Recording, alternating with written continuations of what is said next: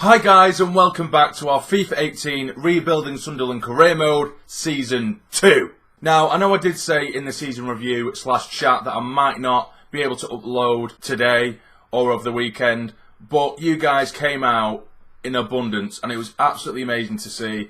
To be fair, when I put the season review out, I didn't think that many of you would be too interested, but you guys really smashed it. The amount of comments that come in, the amount of suggestions for things to do and what not to do and what have you. And the thing that I really like as well is when one of you guys leave a comment and then someone else comments on theirs and then you guys start to talk about each other's career modes and stuff like that. That's kind of what I'm aiming for here, to kind of build that kind of community. So it is absolutely awesome to see, and I thought I'd repay you back by getting this episode out today. So I hope everything goes well and we have a brilliant episode to start Season 2 off with. So a couple of things that I need to speak to you about before we get into it, because otherwise I might forget. Just before the season ended, we did receive a couple of different transfer offers, but I wanted to start the episode at the beginning of the new season. So off camera, I have let Adam Matthews go. We received a £3 million bid from Huddersfield. I tried to get it up a little bit more. He was only worth 2.4 million or something like that. So I've accepted the 3 million, and I think we got 2 million into the transfer budget.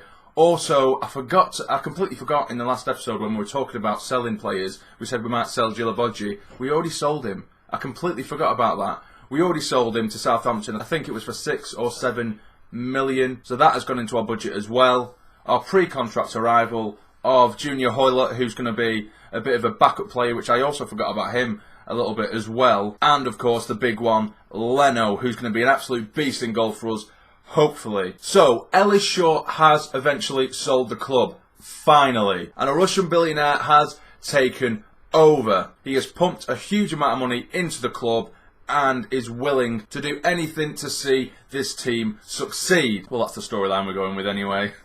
But to be fair, we're actually really lucky that we did go for the financial takeover in the end, because the budget we got from getting promoted and getting to the semi-final of the FA Cup and all that, guess how much they give us?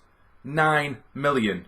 9 million, and then a wage budget of like 60,000. It was ridiculous. That was less than what we had in the Championship. So this, if anything, is more realistic. So I'm happy we've done it. So let's have a look at the transfer budget, which to be fair is a lot bigger than I originally thought it would be. Now that is the transfer budget we've got. We've got 48 million in the bank with a huge wage budget to play with as well. And we have just sold Adam Matthews to free up a bit of the wage budget and added a little bit onto the transfer budget, as well as Djilabodji as well. So guys, this is the transfer hub at the moment, our shortlist.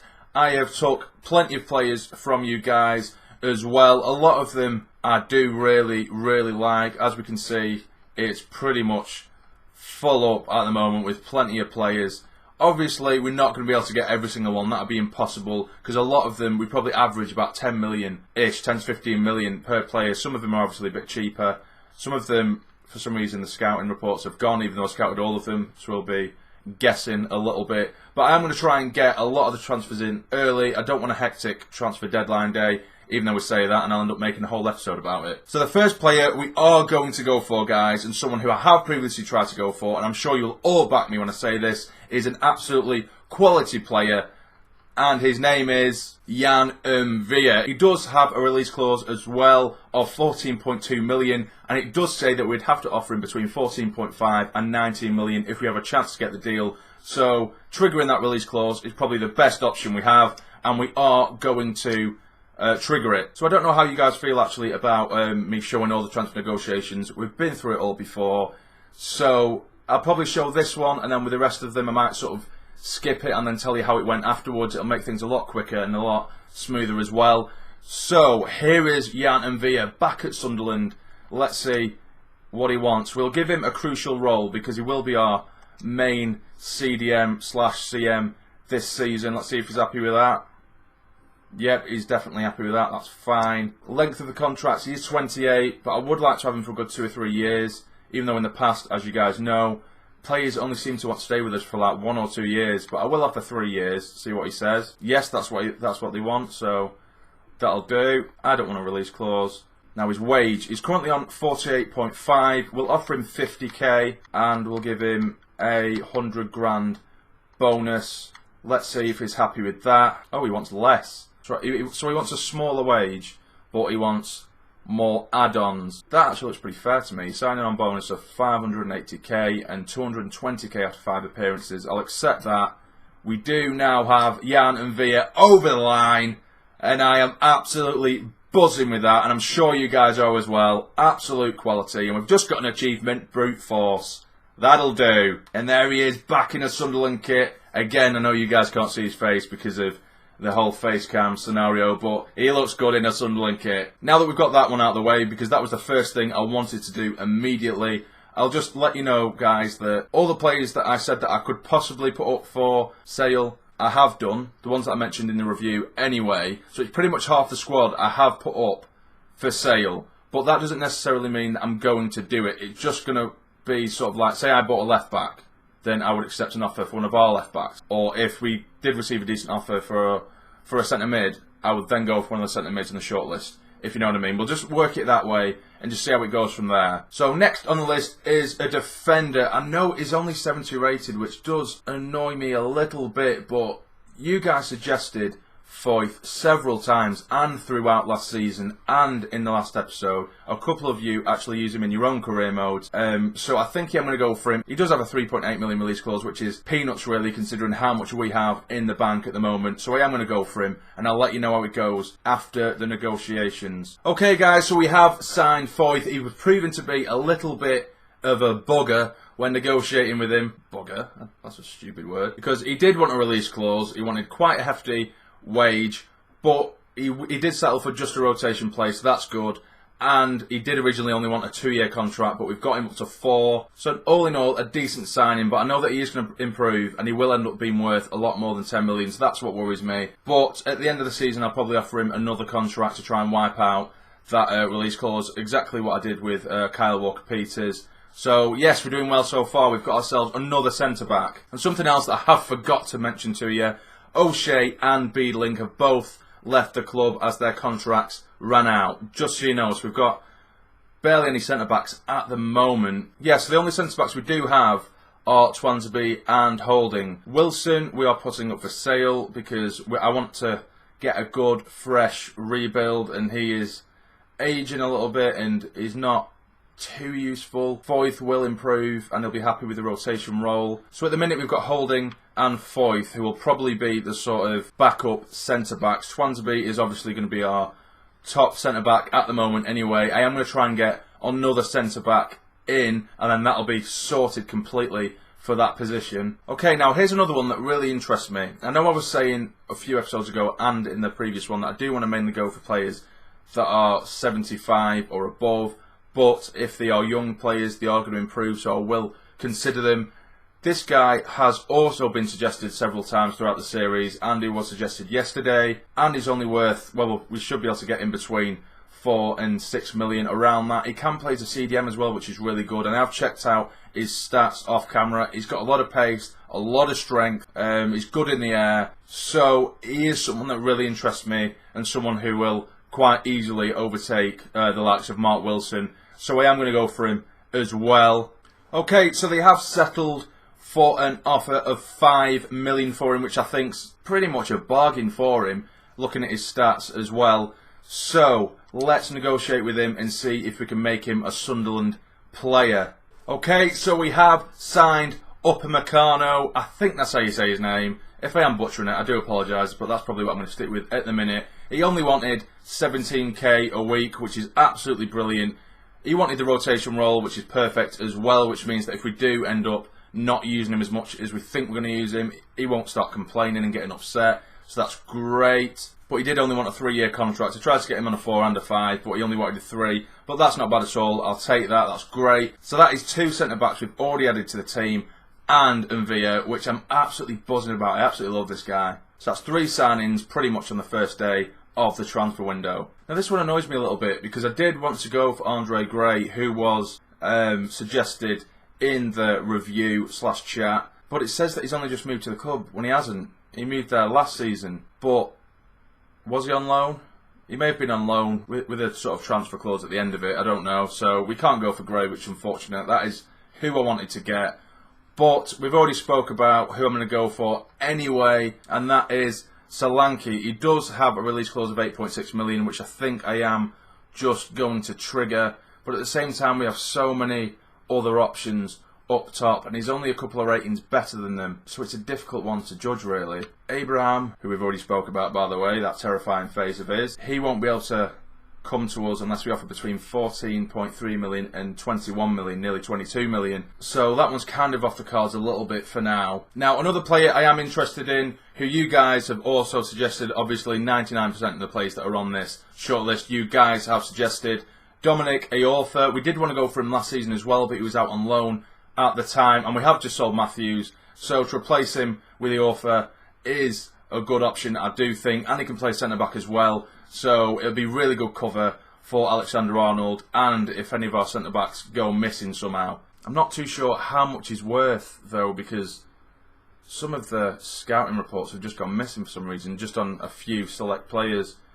But we'll sort something out. Right, guys, I did try and exchange Mark Wilson, but they weren't having any of it. They do want a striker. I'm considering giving them James Vaughan, because look at the amount of strikers we've got at the minute. Callum Wilson, yeah, he's injured. He's out for 7 months. I think it could be 6 months now, possibly even 5. But we also have Madja, Isaac, Lewin, Asoro, and we're going to bring in another striker as well. I know with Lewin we can play him on the left of midfield as well, but Vaughan, we're probably not going to use him really, so I'm going to try and use him and see what they say. Yeah, okay, they'll take Vaughan, but they want 1 million as well. Try giving him 500k as well as Vaughan. Is that good enough? Yeah, so that was good enough, so I think that's a pretty decent deal, really. Vaughan and only giving them 500k for an up-and-coming right back. And we have just sold Matthews again, so I think that's a good deal, really. Let's negotiate. And everything went perfectly. We do now have Dominic Dayot, who is a brilliant player, and a player who I have actually purchased in previous career modes in the past. He's on a 4-year deal. His squad role is rotation, which I really like it when players want a rotation role, because they don't feel the need that you have to play them all the time, in the risk that they could get upset or start throwing the dummy out the pram. He is rated 71, but he does have some brilliant stats as well, which I do like. So our defence is really shaping up well for the Premier League at the moment. We're only on the 2nd of July, and we've already made 4 signings that I'm really, really happy with. I am going to go forward a little bit just to see if we get any transfer offers off anyone first before we start going into more transfers. Okay, we've accepted the pre-season tournament. We'll go for this one. I'm not going to be playing the pre-season games, the same as last season. If we get to the final, I might. I'm not too sure. Probably won't even do that. I'm not really interested in the pre-season tournament. Right, so we have received an offer for Didier and Dong, our player of the season of last season, which we are obviously going to reject. It does say we could get between 12 and 18 million for him, but we're rejecting it. He's too important to the club. See you later. Okay, so the first game of the pre-season tournament, we did win 4-1, which is nice, but Rob Holding has been injured and is out for 4 months. Are we going back into the transfer market for another centre-back? Oh dear God. Right, so these are the centre-back options that we do have at the moment on the shortlist anyway. Who should we really go for? I mean, Vallejo was put on the shortlist from the suggestions of the last episode, but we're not going to get him for cheap anyway. It looks like he's worth between 17 and 26 million, so he's kind of off the cards. Johnny Evans was a surprise one, really. We might be able to get him between 10 million and 15 million. But he is 30 years old, even though he would be a really, really good signing for the Premier League. He was on loan with us a couple of times earlier in his career, so that kind of would make sense. But is it worth it? Oh, because he is only going to decrease from now on. But we do need a little bit of experience in the back. But then again, we've just signed so many defensive options. Andy Orfer can play as a centre-back, so I'm going to leave that for now, for the centre-back positions anyway. Another player who has been suggested a million times, and I literally mean a million times throughout the series, especially last season, and by a couple of you in the last episode, was Rico Henry, a player who I personally hadn't heard of, but because you guys have suggested it so much, and apparently his rating doesn't do his performances on the field justice. So I do like those kind of players, and I think I am going to go for him. I can't imagine him being too expensive, So we'll see what we can do anyway. This one's for you guys, it really is, so it best be good.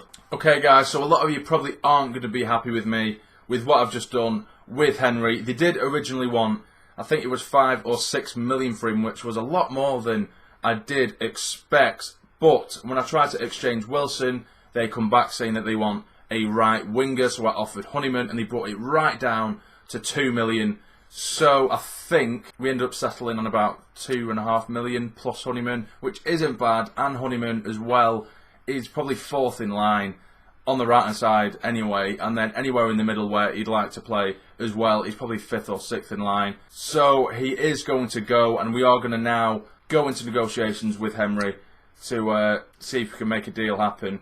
Right, so we've made an absolute mess of that, guys. We really, really have. We offered him, well, he said that he wanted 20k a week, which isn't that bad. I went down to 15k, they said it was insulting, and they stormed off.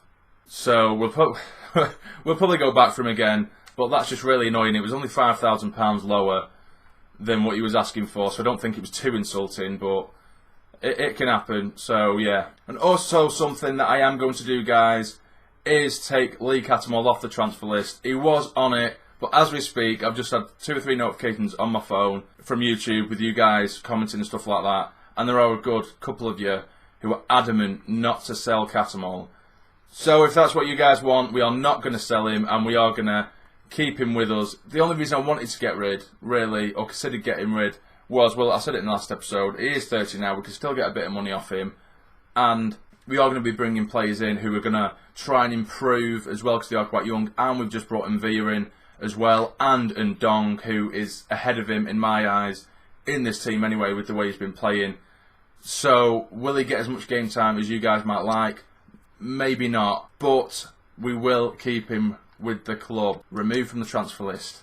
Happy now? Now, another player that you guys have suggested is Charlie Musonda, a player that I do really, really like, and a lot of you have expressed how fun he is to actually play with. He plays in a similar position to Sinclair as well, who I have struggled with, as I've said a million times in the past now, even though we are keeping Sinclair because he is a valuable player and I want to make the most of him and get the best out of him. But Musonda could offer something a bit different. He can play on the left and right. We don't have the strongest right hand side. We do have Sinclair for the left hand side, and Lewin can play on the left as well. On the right hand side, all we really have is Watmore and Harrison. Harrison is only rated 71 or 72. Watmore only rated 70. I know ratings don't mean everything, guys, but I'm just thinking about the quality that we need for the Premier League. But at the same time, I'm just thinking we really, really need a striker to cover Wilson at the moment. So I'm just going to check how long Wilson is actually out for. Wilson is only out for another 4 months, which isn't horrendous. And we do have an awful lot of options up top to go with Lewin, Isaac, Osoro and Maja. And I have put both of Maja and Osoro up for loan as well. But Isaac is a good striker. Lewin we know is a good striker. And we are going to sell players as well in upcoming episodes. So it looks like we would have enough money to pull off the Musonda deal. I think I might go for it. That can be our sort of marquee signing. Well, Mvia is, but you know what I mean. So I'm going to go for Musonda. He's an exciting player. Okay, that isn't anywhere near as bad as I thought. I offered 15 million and they want 15.6. I'll definitely take that, considering it did say in his scout report that it could be between 18 and 20 something.